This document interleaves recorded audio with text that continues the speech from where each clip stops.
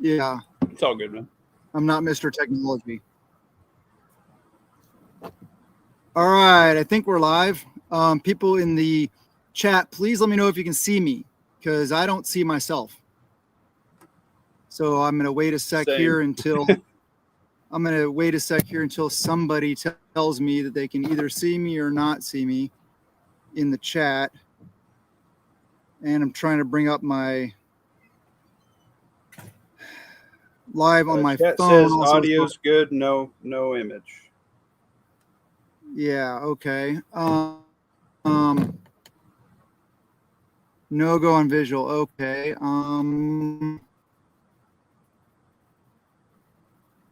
Settings. Camera.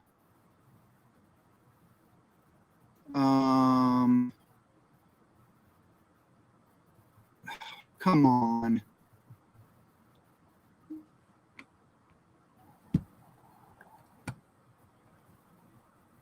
Sorry for the technical difficulty.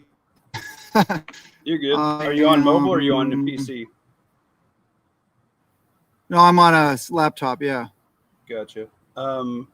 Did it give you the option for when you like click mute or audio? Oh, like here we go. Start Camera. button? Oh, there we go. There we go. Button. There we go. Hello,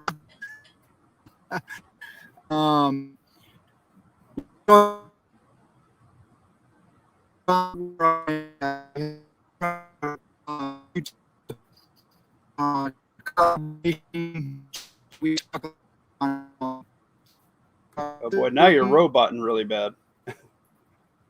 Now audio's not great. All right. Yeah, I have rural high-speed internet is so I may need to let me move this whole thing over here across the board and see if I can get a better signal over here. Right.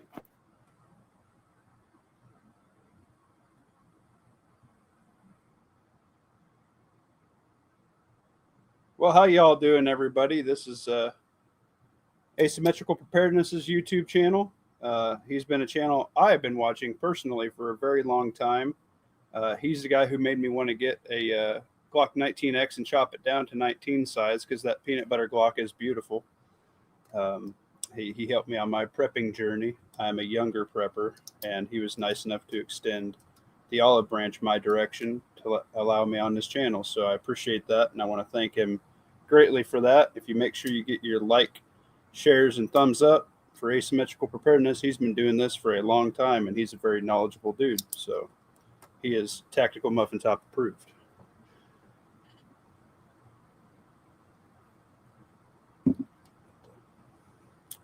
I think we're just going to kind of shoot the breeze and maybe talk about some California stuff, since that seems to be all the rage, and maybe getting some different prepper sphere questions. So if you guys have any questions and or concerns, comments that you want to bring up in the chat, go ahead and drop them in and we'll try to get to them. Yeah. Can you hear me now? Yes, sir. Yep. Okay. Hopefully this works. Like I said, I'm on rural high-speed internet. Yeah, it's horrible. And we just got a Starlink, but I forget the password, and I should have had this all set up prior to this. So I screwed up. I'll just have to deal with it on this internet for now. That's all right. All right. So yeah, we here I am with a Tactical Muffin Top. Like I said, we have a prepper YouTube chat group on Stream or Signal. That's it, Signal. And talk about a lot of good stuff. And that's how we connected here. And so I figured, I offered up to do live streams, big channels, small channels. I don't care. I like growing the community. Tactical Muffin Top, small channel, but hey, small doesn't mean that. And we're all at that point at one time or another. I started off, I was like, I don't even know how many years ago it was, like 7 years ago now. I was kind of stagnant, about 600 subscribers. And Pastor Joe Fox of Viking Preparedness liked one of my videos, and he did a video response. And man, I was so excited. I couldn't believe it. Every time I hit refresh, like every couple seconds, hundreds and hundreds of new subscribers. And it was crazy. I went up to like 3,000 subscribers by the next day. It was insane. So that's what it's about helping each other and stuff. And so everybody, thank you for being here. I really appreciate it. Say hi to Tactical Muffin Top. Go over to his channel, subscribe, check out all his videos. Let's get into it. We're going to talk about kind of anything, but we had the whole, riot situations, evasion, kind of how to deal with staying away from riots and or what you do if you are stuck in a riot. So I'll let you talk about what you well you they're letting us know that Chicago is currently popping off as well, so that's interesting. I'm a little bit behind on that. That's not a surprise, right? Good old Chicago. The thing that really stuck out to me about this set of riots was the usage of basically bringing sledgehammers and busting up curbs, and they were using those rocks and debris for vehicles, bridges, things like that, and just vehicles in general. Generally, I like to say, you don't really want to be in a riot. You're in a lose-lose situation with your EDC, even if you have a rifle in your vehicle, right? Because you can always retreat. So in court, you're going to be in trouble, right? So, but when you're driving and things like that, and it's in your car, you're very limited as what you can do, especially if there's traffic backed up behind you. So I don't like that, especially if you got, mom, kids, grandma, whatever in the car, like that's messed up. So that's a very interesting tactic they switched to. Yeah, that's definitely true. Situational awareness is time, but where you're going with around and everything. Well, we had a situation. It turned out not to be really a big deal, but we were going down by the Tacoma Mall. It was when they were having that when Seattle and Portland were burning and all that stuff like that. And right at this intersection, there's this mass mob of people, and we had just gotten off the highway, or freeway, and there's no option. We had to, that was like the first thing you could do. You couldn't go escape anywhere else. And I was in my big F-350 Power Stroke, and I'm like, you know what? I told my wife, I'm like, hey, I had my concealed carry. She had hers. We, just kind of got them ready. And I told her, I was like, hey, I just want to let you know that, and I told the kids that, if people are in front of us or whatever, people are around the vehicle, I am not going to stop. And I'm not going to go fast. I'm not going to try to hurt anybody, but I'm not going to stop and allow us to become victims. So that's part of it also, is mindset. I very much agree with that. That's why I recommend a at minimum 4-wheel drive vehicle. If you're in a sedan in that situation, you're kind of in trouble. Mm-hmm. I understand that's not possible for everybody, but I would recommend it. I drive a truck, just a lowly half-ton. No, I'm a Chevy guy, so I don't know if we can be friends anymore, but that's good. One thing I was to say is part of my everyday kind of like SOP is when I'm in a vehicle and I come up to stoplight, stop sign, anything like that, I leave quite a bit of space between me and the vehicle in front of me, just in case I have to get, out of there if I have that option. If I don't have that option, if there's traffic or whatever it is, then it gives me a little bit of space to create some ramming speed to push them out of the way. And I mean, I have, I have a old Land Cruiser, an 80 series Land Cruiser, a big truck. Those would probably, with bumpers and stuff on them, those would probably push vehicles out of the way. But if I'm in a little car, a little commuter car, probably not so much. Right. One thing I've been working on my channel, I was almost 400 pounds. I'm under 300 now, so I cut roughly 100 pounds. And being able to be fit once your car is disabled, super, super important thing. I mean, you might have to I have a 3-year-old kid. If you got to carry your 3-year-old kid in your get home bag, you're going to get smoked if you're not used to that weight. So you really need to work with your bag and things like that, and maybe grab, a 50-pound dumbbell with you when you're walking on a treadmill. That's something I do a lot. You got to think about that stuff. Or if you got to, maybe your wife or somebody gets hurt and you have to drag them somewhere for a while. Maybe you need to do some drags, it's just some various activity like that, because not everything goes according to plan, right? Oh, yeah, for sure. I mean, that's what, like, I don't know for how long now, but every single day, except for Sundays, I get on a treadmill, and mainly treadmill, just because I know real world is better, and I do that also. But in full kit, even where I live in rural area, people probably kind of look at me like, "Whoa, wow," it wouldn't be that big a deal, but I would feel awkward doing it. So, treadmill. But what I do is I put on my usually my helmet, my rifle, and my long range patrol, and then I set the incline at like 12, 3 to 3.2 ish, sometimes 2.8, and then I go for like an hour and a half. Nice. And having that's I prior to COVID, I was like every single morning, every single day, busting it. I was way bigger than I am now. And I was, I was getting into I wanted to get into competing in like master class bodybuilding and stuff like that. But nowadays I realize that, yeah, upper body, strength is good, but it's more about functional fitness. Right. That's, yeah, that's a lot more important. I agree. And I would much rather. Oh, go ahead. I think the training on a treadmill is a super underlooked prep, especially for people, because getting out in full kit's not realistic for everybody, Mm-hmm. So I do it a lot. I do have we do have my group that's a awesome group. A lot of people, they always tell me, you're in Washington State, why don't you move? And I'm like, yeah, I've tried that like 4 or 5 times. We've had the U-Haul pods all loaded up in the driveway ready to go, and then family situation deteriorated with our older daughter and her relationship and stuff, and they were going to move with us, and basically I was like, okay, I get it, we're supposed to stay.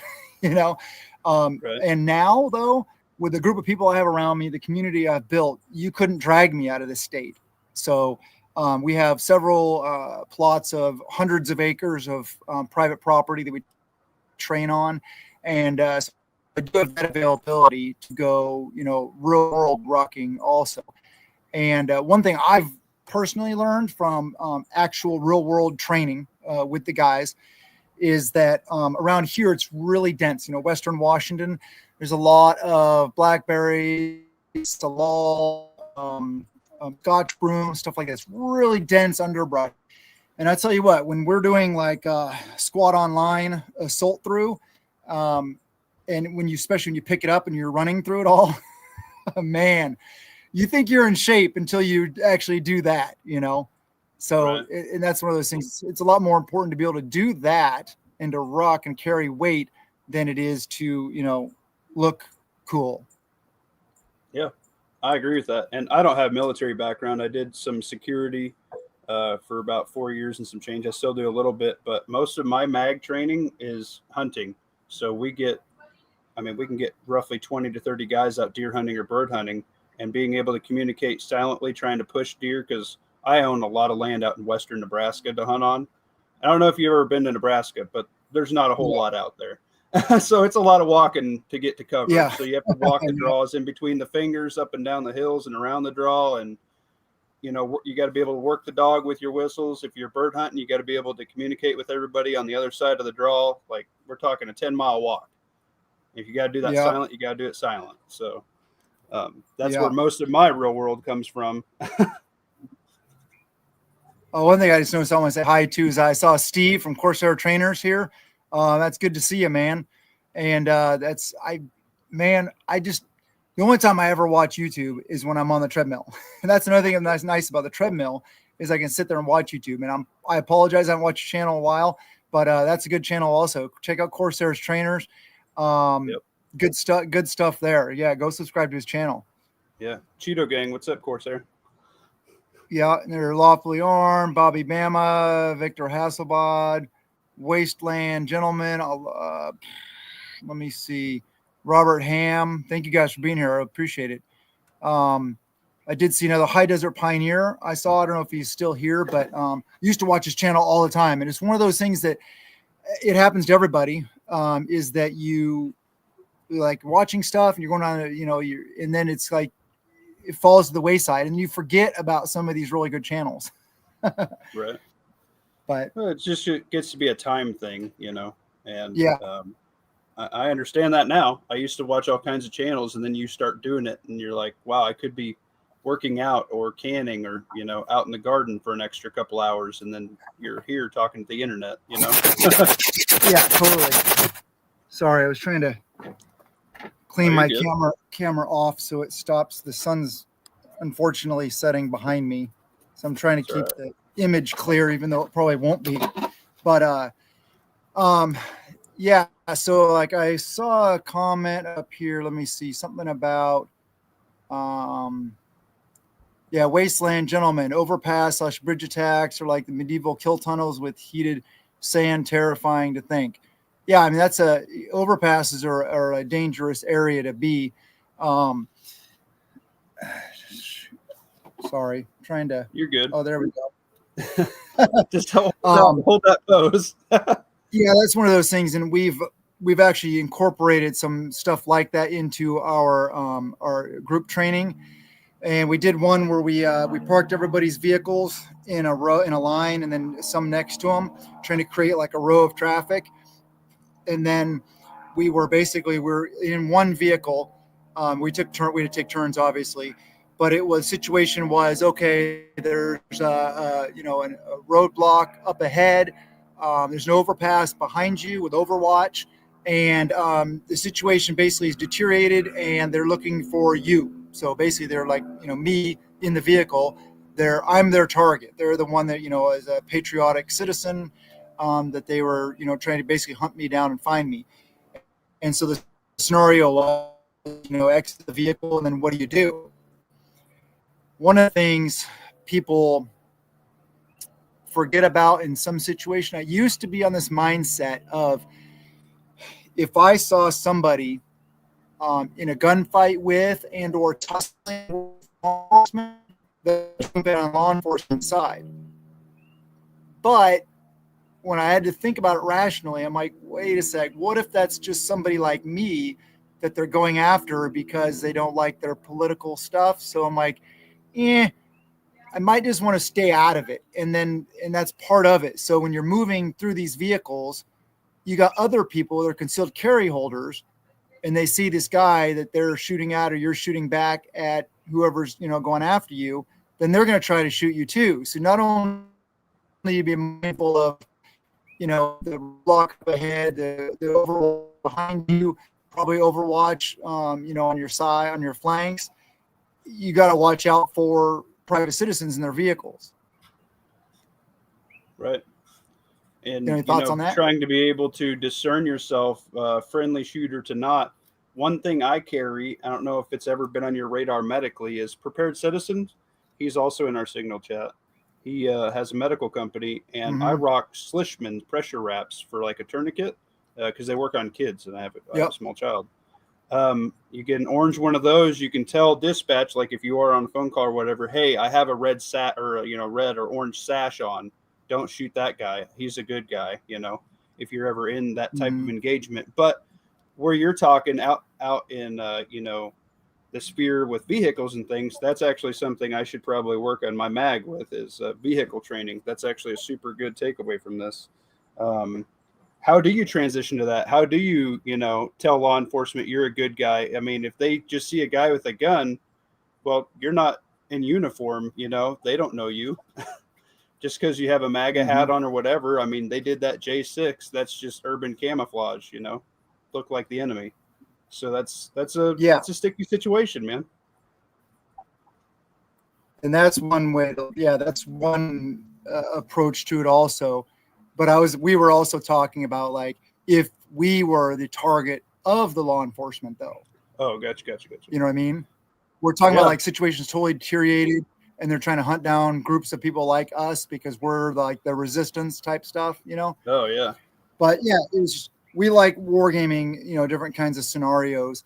But I think a lot of, kind of going back to the riot thing is, like if you live in LA, okay, you pretty much know that where they're rioting because it's probably all over the news and stuff like that. So the easiest thing to do is just don't go there, 100%. I mean, a lot of people want to poke their noses and stuff or go check it out. Hey, let's go check it out and stuff like that. And, that's just stupid because, you never know. You think you're going to go just check it out and we'll kind of stick back. And then next thing you know, you're, in between an intersection and they're in this intersection, but then they also move around behind you. And next thing you know, you're stuck in the middle of it.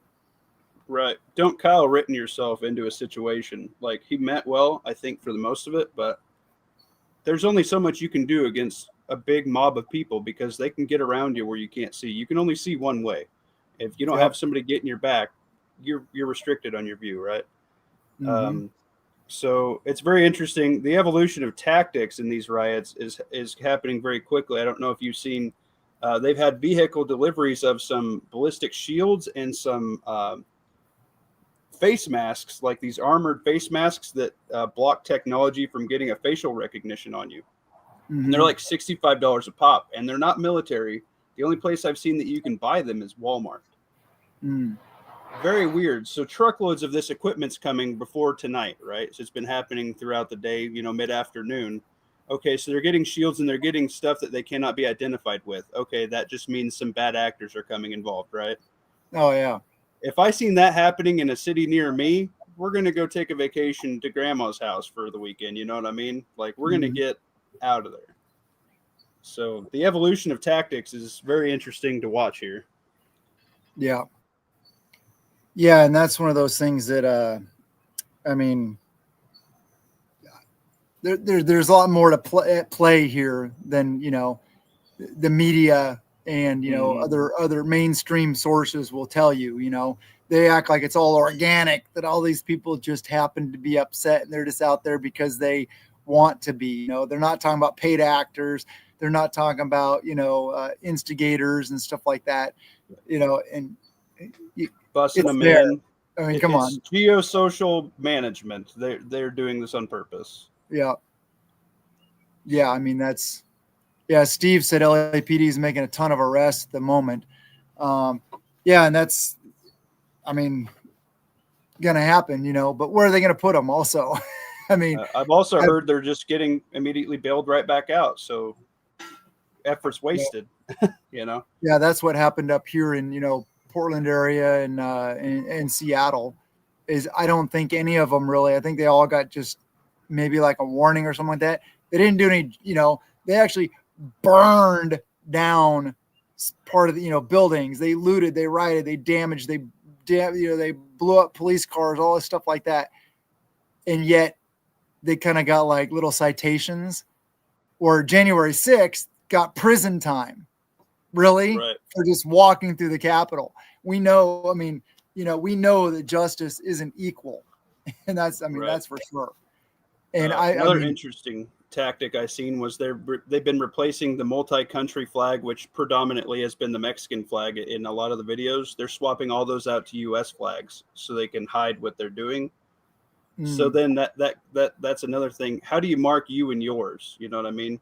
Yeah. So you might think you're in a crowd of friendlies, but you might have 2 or 3 guys there that aren't friendly. You know what I mean? Oh yeah.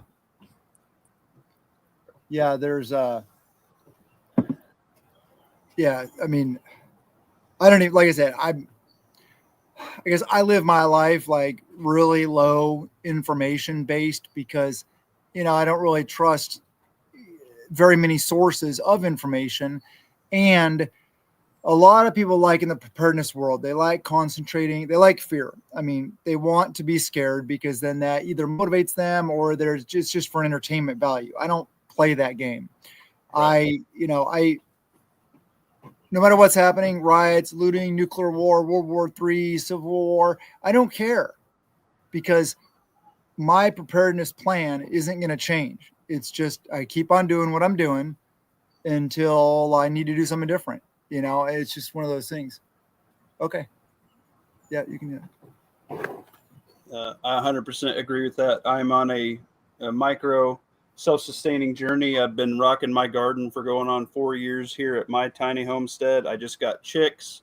I put up a little under 1,000 jars last year for my garden and Grandpa's garden and my buddy R's garden. So we are doing the things. I typically shoot 8 deer a year and a bunch of birds. That's roughly 60% of my meat. We cut it all up ourselves. To get these skill sets, it takes time. You can't just start a garden. Like, you got to get good soil. You got to really, like, I see you raise garden beds. Like, how much cheaper can you do it than just logs? I mean, that stuff's free. You just have to put the effort in, you know? My redneck garden. Yep. Hey, I got a redneck garden too, bro. It works. Rednecks know how to grow stuff. I got 1, 2, 3, 4 raised beds that are actually like lumber that I bought. And then let me see, 1, 2, 3, 4, 5, 6, 7, 8, 9, 10, 11 raised beds that are just built out of stuff I found around. I mean, I live rural, so I got logs. My buddies, one of my buddies is a tree cutting service. So I get all the logs and all the firewood I want and stuff like that. And then I have a pallet raised bed. I mean, I have like furniture cut up, and I have a table bed that this big, huge, massive dining room table that I just broke in half, and those became the sides, and I put logs on the end. And, it's a raised bed. You don't have to spend a ton of money. Yeah, man. I just got like 23 filing cabinets for $20, and you just rip the drawers out, pop some holes in the bottom, boom, garden bed. How much easier could it get? Yeah, one of my raised beds is the one that's going to last the longest. Actually, over here is leftover. We have a metal roof on our house, and I found a bunch of metal roofing panels behind the shed from the previous owners, the ones that built the house, and so I just used them. I used some chain link fence posts, drove them in the ground, and then put the panels up, and just poked holes in them and used baling wire to hold the ends, to meet the panels around the posts. And it's an awesome raised bed. Dude, it don't take a lot of money to get it, but you just got to start getting after it, getting your hands dirty, Yeah, because I mean, so many people. I think I don't know. I hate to say it, but I think probably the majority of the preparedness community are what I call Amazon preppers. I mean, they just order stuff on Amazon. They have a stockpile of some stuff, which I'm not knocking. That's good. It's way better than most people, but they didn't really want to skills from. I mean, like from a tactical situation, I would take one former, spec ops dude with a rusty Mosin Nagant over 5 high-speed load drag of all the nods and all the gear that don't know crap about tactics. Right. You kind of cut up there, but I think the gist of it was, tactics matter. It's not the gear that makes the guy. It's the skill set that makes the guy, right? Yeah, yeah. And I mean, the gear matters, but you got to get the skills first, or while you're getting the gear, getting the skills also matters. I mean, if I take out like my long range patrol pack and do a video on it, I'll get so many comments. Oh, you don't have this. Oh, you don't have that. Oh, you don't have this. Well, yeah, because you know what? The more skills you have, the less gear you got to take. The less skills you take, less skills you have, the more stuff you got to take. That's situated for me, with my skill sets, which are pretty extensive when it gets out, in the woods, living off the land and or, fighting from my pack. So, right. Yeah, that's a battle I've been doing is the man, if you don't have this super high speed, awesome gun, and then these other 25 guns, I'm like, listen, you need an AR at your location, north, south, east, west. You need 4. If your prepping group is doing my Golden 5 firearms, which is your EDC, a 22, a 12 gauge, a bolt gun, because I'm in Nebraska, it can change if you're in the city, whatever, PCC, and then you need an anti-tyrannical. You need an AR-15 or an AK. Pick your poison. I don't care. If you have those 5 and you have 4 families prepping with you and you're at one location, You have all your bases covered. You do not need any more guns. What you need is 1,000 pounds of food per person, because you're going to have a growing cycle issue. You're going to have a hard winter. The food's way more important than all the guns. Yep, totally. And yeah, there's a lot of stuff out there, I guess, in the community, you know, like the whole like romanticizing bugging out and stuff like that. And, you know, I mean, people in urban and or suburban areas think, oh, we'll just bug out to the country. Well, first off, the country people don't want you there. And second off, if you're not bringing a lot of supplies or skills, then they're going to tell you to pack sand, you know, Right. like people show up on my doorstep, or, you know, stuff hits the fan and my group is gathered. Somebody comes walking onto the property or whatever and wants to join up. Well, okay. You know, what do you got to offer? You know, and if you don't have, you know, a significant skill set and or stuff, well, then, you know, bye-bye. Yeah. I'd take a guy with 1,000 pounds of food and a shovel and some work gloves over a guy with, 14 guns and nothing else in a heartbeat. Oh yeah. Well, like that, I think there's some kind of saying like, you know, I fear the man with one gun more than the guy with 50 guns, because he's probably really good with that one gun. Right. He knows how to use it. Yeah. Yeah, exactly. But I mean, not that I'm saying don't have extras. I mean, I like having that. I like having the ability to arm up, you know, at least several people that show up if the need arises, at least with, you know, basic kit where you can say, okay, you know, go out over here, LPOP over here, over here, over here, over here, give them, you know, some quick training and stuff like that. And then leave the, you know, the more technical stuff to the guys that actually train it all the time. Right. Yeah, I get that. But there's, kids in flip flops running AKs, and there's people that get killed by 22s, and kids that kill super tactical guys with single shot shotguns in a closet laying on the floor. Right. Yeah. So, at the end of the day, skill set matters. And if that's not your skill set and you're really good at, hey, you can put in a hand pump well, boy, I want you on all my freaking spots. You know what I mean? Yeah. Bring the stuff to put in an extra well, you're in. You know what I mean? Oh yeah. Yeah. One thing I want to note really quick, I got to do the little plug. If any of you guys watching want, like, you probably heard of Jace Medical, please check it out. The antibiotics and the prescription medications links are in all my videos. Just got to plug out that. And just to remind you guys, if you haven't heard, we got asymmetricalpreparedness.com up and running. We got merch, hats. This hat came from there. Hoodies, t-shirts, stuff like that, and custom coffee blends. So yeah, check it out. I'm not a salesman. I really don't like doing stuff like this, but to move the business forward, because it is a business, because I cannot physically go work a job because my wife has lupus, and 4 to 5 o'clock in the evening is when she's able to get out of bed. And then only thing she's able to do is sit on the couch. So I have to be mom, dad. I have to do everything. And yeah, I can't physically go to a job because she can't take care of our younger child, stuff like that. So, if you guys want to help, I'd more than appreciate it. But, I don't like trying to sell people stuff. No, man, for sure. Dude, hit up his link if you want. I'll snag some of your links and put them in mine. I don't care as long as people are saving money, Yeah. At the end of the day, it's saving you guys money. So yeah, why not? And that's why, yeah, because like a long time ago, I had an Amazon storefront and everything like that. And some people made a valid point because I was talking trash about Amazon. And they're like, oh, but you still have an Amazon storefront. And I'm like, good call. You called me out. I'm like, totally agree. I'm like, you're right. So I took it down. And then, it was probably a year or two or more later. I'm like, you know what? The fact is we all order stuff on Amazon. So I'm like, you know what? Let me bring that back up because yeah, it's like I get like 4%. I mean, like I said, links in the description below. There's a lot of good stuff on there. And only things I put in my Amazon storefront are things that I have personally used and I know work really well, and or I know of somebody that has used them and that I trust. So I'm not going to put up total crap there. And the way I look at it is if you're ordering stuff from Amazon anyway, I don't want people to just go out there and just waste money or spend money or whatever necessarily for me. But if you're ordering stuff anyway, just go through the link, and instead of Amazon pocketing the 4%, I get it.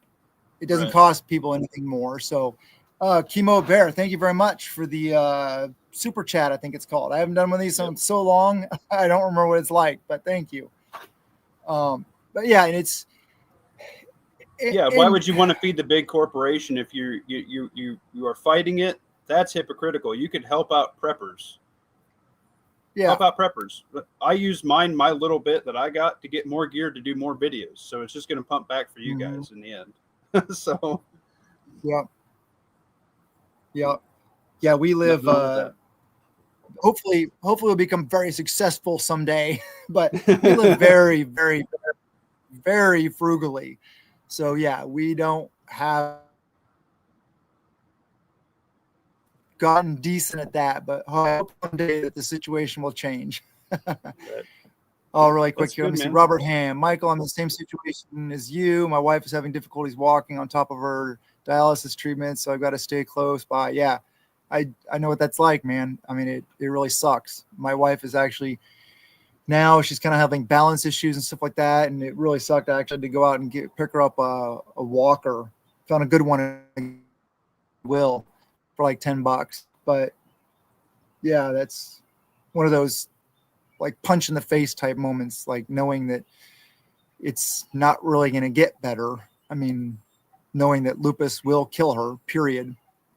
Some people 6 months after diagnosis, some people 40 years. Well, we'll pray for the latter for sure, man. So that sucks really bad. I know Robert Ham's having some issues with his wife too. So add everybody to the prayer chain that you can. There's good people here, and sometimes life throws us curveballs that suck. Yeah. Hey, thanks, Steve, for being here. He had to take off. Hopefully he heard me. He's the farming florist. Hey, how's it going? Yeah, Grit's good people. Yeah, and that's one thing that I used to be a lot more familiar with names and putting people. It's just I've also really been struggling, as you can see on my channel. Put out videos is like over now. Quite a while ago, Amazon or you totally just shut me down, and that just did something to me. Change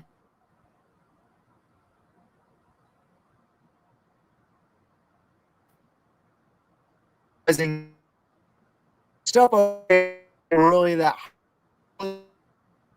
wasn't that it was bad. It just, I really recently wanted to go the route of a lot more production value, I guess, a lot more entertaining, but yet have the information in there, because I realized, like when I'm on the treadmill and like I talked to you about, that's my only time to watch YouTube, and I'll click on a video and I'm just like, seriously, dude, click, change it out. There does have to be some production value for me. So I decided I was trying to shoot for every Wednesday at like 4:00 my time, Pacific Standard Time, putting out a video. And I'm still struggling with that because I got to do everything. I'm swamped and overwhelmed, but I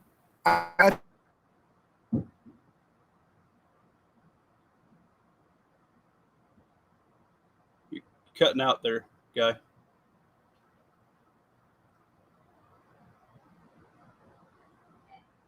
can see lagging. All right. It looks like I'm back on. There you go. We can hear you. All right. Anyway, I was just going on and on. I understand the production value deal. I do the opposite. I just film it once with my camera. I don't know if you've seen any of my videos or not. Like we did a battle belt, like, oh no, some stuff's going down, grab your Minuteman goon stuff. And it was the first time I had the suspenders on that belt, and I failed. And I just left it in the camera because guess what? That's real life shit. I don't have time like you're time crunch. I don't edit anything. I don't do anything. I do it with my phone in one hand, and I don't care. If they don't like it for you being a real true dude, fuck them. They can go somewhere else. You know what I mean? Like, there's all kinds of internet to watch. But if they Yeah. want a real dude that's not, going to BS with Yeah. them and actually get something from it, and, my opinions aren't the best. They're my own. Same with everybody in the world. You know what I mean? Yep. So that's how I look at Yeah. it. Yeah. And that's the way I totally used to do it. I mean, most of the time I've been on YouTube, I just did it on my cell phone and, no editing or anything like that. I don't know how long ago it was, maybe like a year or so ago. My buddy's a professional videographer. So, he let me borrow his B camera, but then ended up just like letting me have it, letting me have it. And then showed me, DaVinci Resolve is an editing program.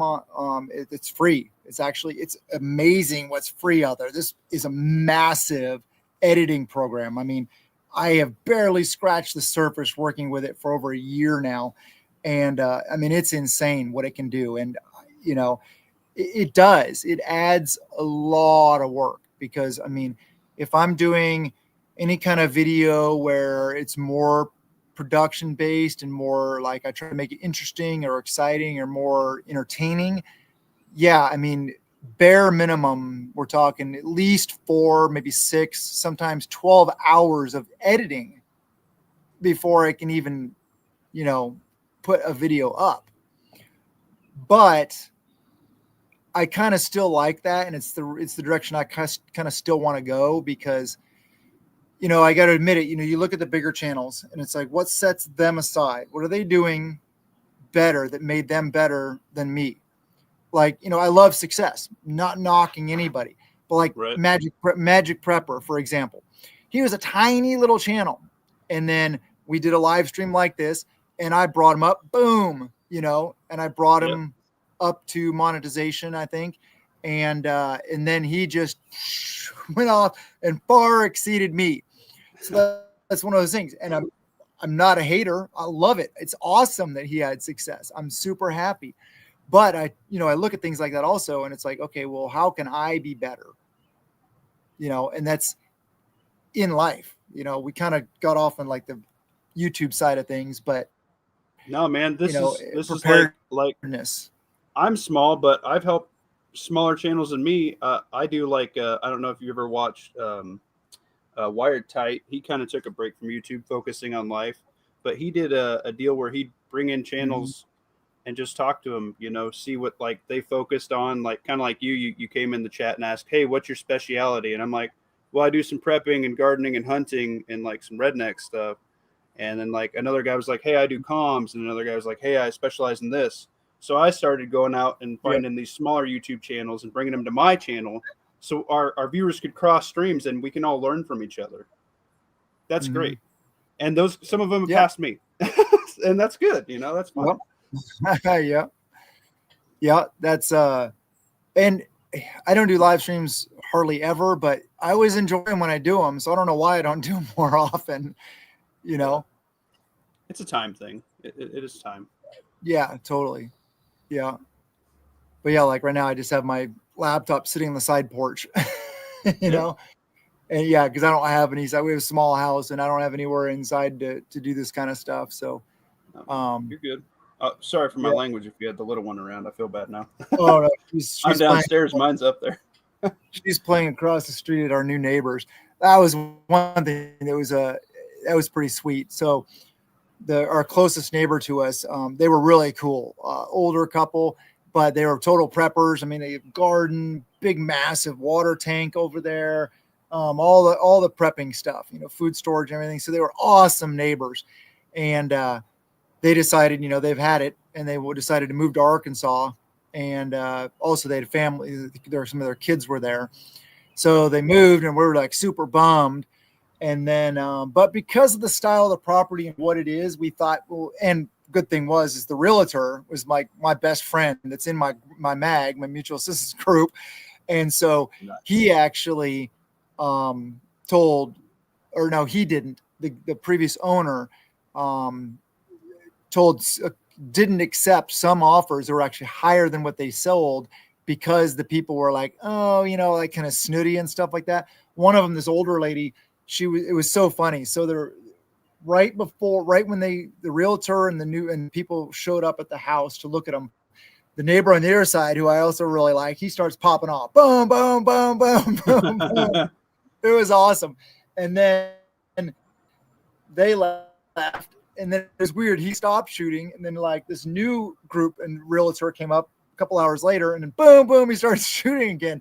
And I know he didn't plan it; just worked out that way. Well, one of the ladies said, well, like, oh gosh, there was like gunfire, and the previous owner was like, okay, bye bye. He's like, I'm not doing that to my neighbors and my friends. So yeah, they actually accepted a offer that was lower. In this rural area, if you don't like gunfire, you shouldn't live here because it's always, but it's not like Chicago gunfire, it's like, right. The difference. But the people that did not buy sideways, the place, get this. Full auto, actually training. Yeah. Get Nice. this though. Yeah. The new neighbors are a total score. He's an emergency room nurse. Oh, heck yeah, Yes. dude. King of the medical, and they for have sure. a boy, and they have a boy the same age as my daughter, and she's a dental hygienist. Is like score, and they're total preppers. And I'm like, oh yes. Sometimes people talk about like groups and how do you get them and stuff like that. Sometimes you just get lucky, right?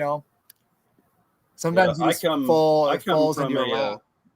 Yeah, I come from a multi-generational prepping family. So like my grandpa went to war, came back, and then like all of his buddies started like their mag.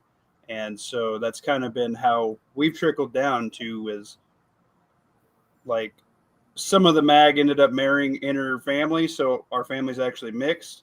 And so now we're birthing our mag, you know what I mean?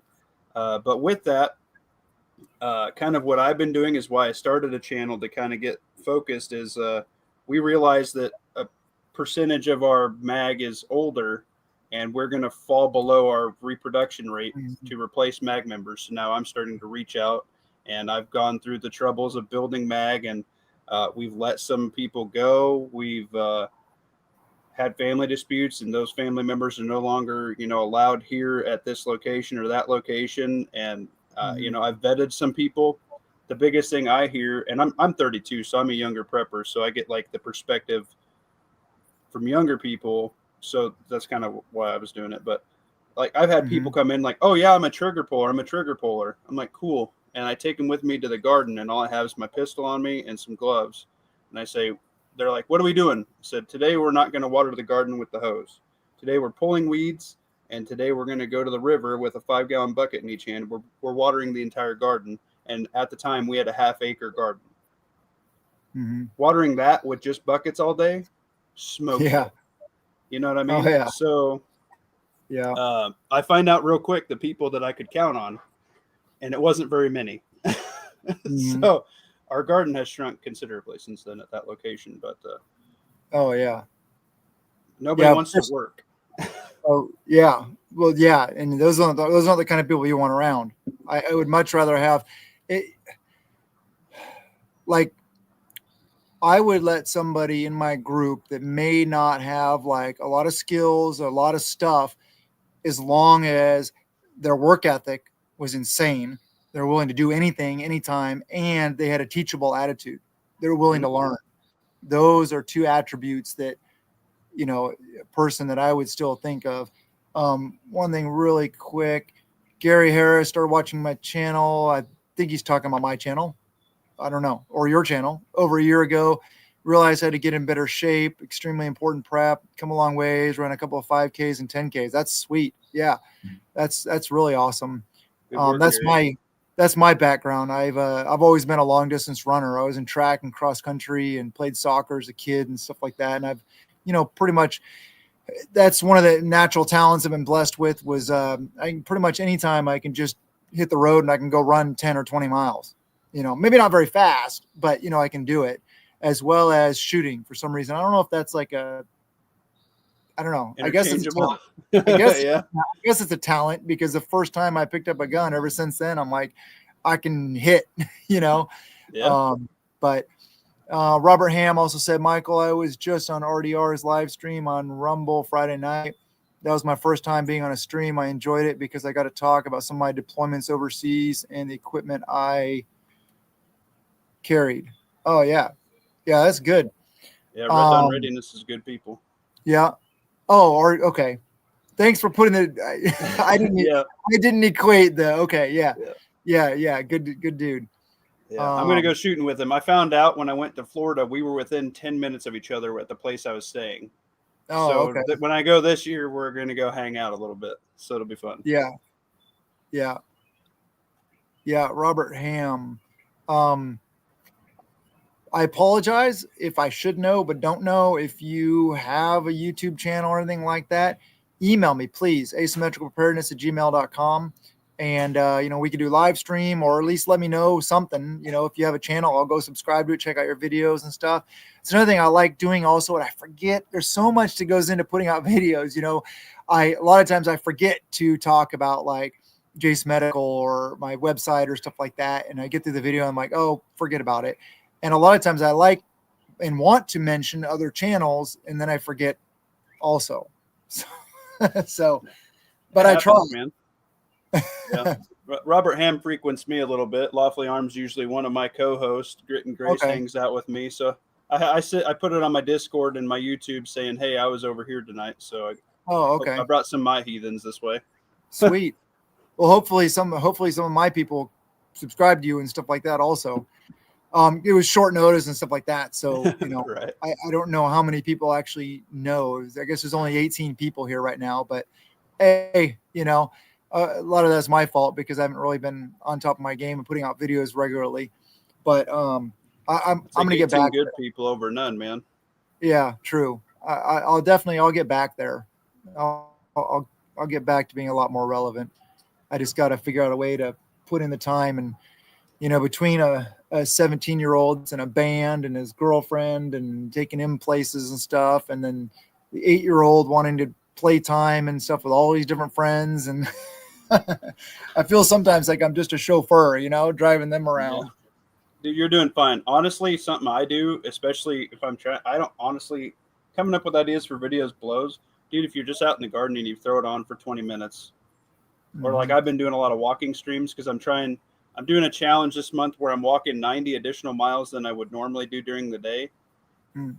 With another buddy, ACR Protect. He's another channel who's starting out, and he's doing really well. And we're going back and forth, and we have like an accountability to each other that we're hitting this additional 90 miles in a month. Nice. So I just throw it on when I'm in a walk. It's super easy to do that. Yeah. Oh, okay. Robert Ham says he doesn't have any videos, but I'll hop on anytime. Just let me know when. Okay. Heck yeah, Robert, you invited my way too, buddy. Yeah. Yeah. What was he saying? He said, "Oh, he was saying that you're just a young pup." Yeah. Yeah. I'm like, I'm a lot older than you also. Right. Yeah, that's a thing. A lot of There's people, not a lot of preppers at my age group either, which is weird. Yeah, that's like one of my really good friends, my buddy. We four-wheeling, overlanding buddy. He's also very like-minded, but very, very busy. He's only, I think he just turned 30, but very, very like-minded. He doesn't have any friends in his age group. All of his friends are like my generation, and I mean, I have a about to turn 30-year-old daughter, so but he's amazing, and he kind of really opened my eyes to like the fact, like as you get older, you're like, oh, that generation, blah, blah, blah. They don't know how to work. Oh yeah, he has work ethic in spades. So yeah, he's building like a bunch of different companies and stuff like that. So I don't get to spend as much time with him as I want to, but yeah, he there's a lot of, yeah, totally.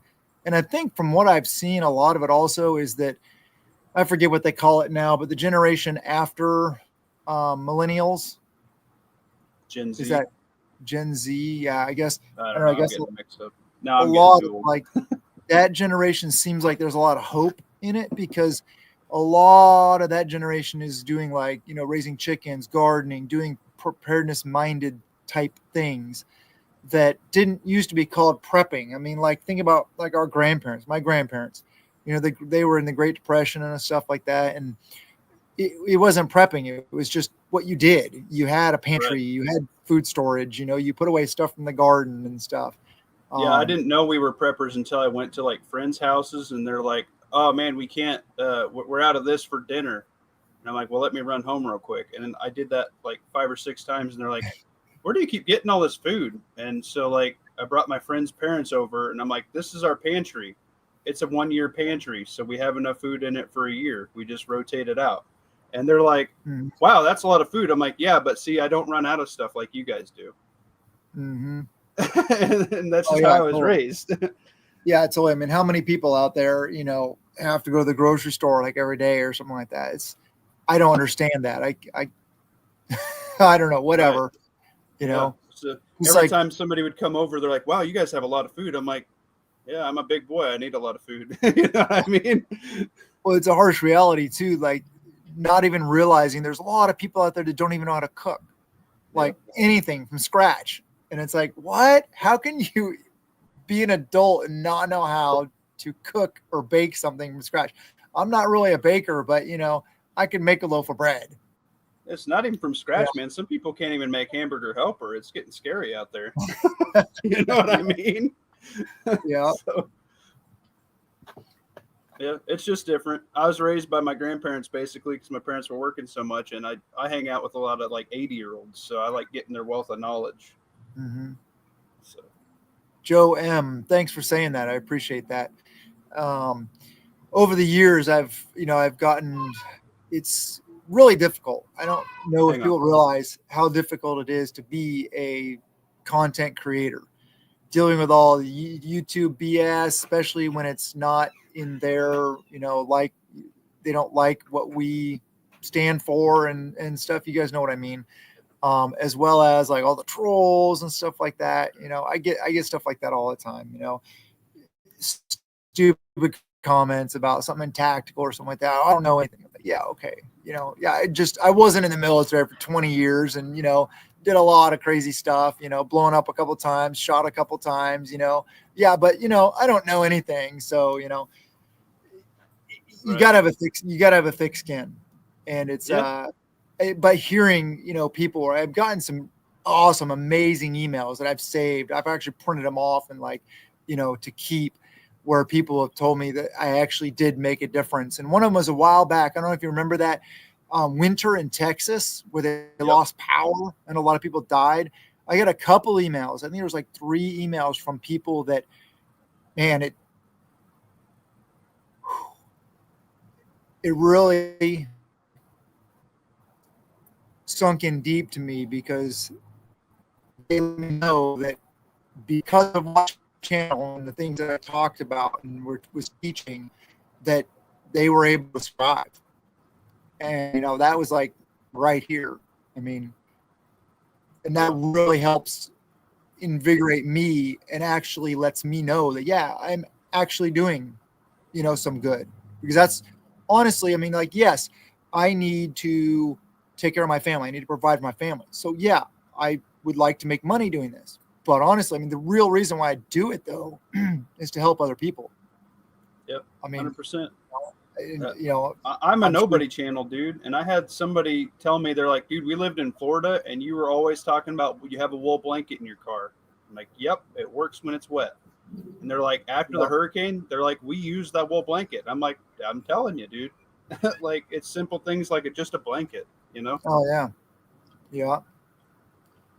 Yeah. There's one of the things I would love to hang out a little bit longer, but I got a 17-year-old that wants to go watch some concert down in Tacoma. You're good, man. I appreciate you having me on. You Thank you anytime. Yeah. Thank you for doing the live stream with me, and I appreciate all you guys here in the chat and everybody watching. We got 20 people watching now. Thank you all you guys, and I'll try to do more live streams if you guys like it. And also, like I said, I'll really try to get more content out there and better, higher quality content. So, but yeah, thank you. I really appreciate you being on with me. Yeah, man, it was a lot of fun. I've been watching you for a while, so it's pretty All awesome. right. Cool. All right, man. Well, take it easy, and everybody have a wonderful night. Deuces. I'm going to do a walking stream. All right. I got to get my 3 miles in. All right. Night, everybody.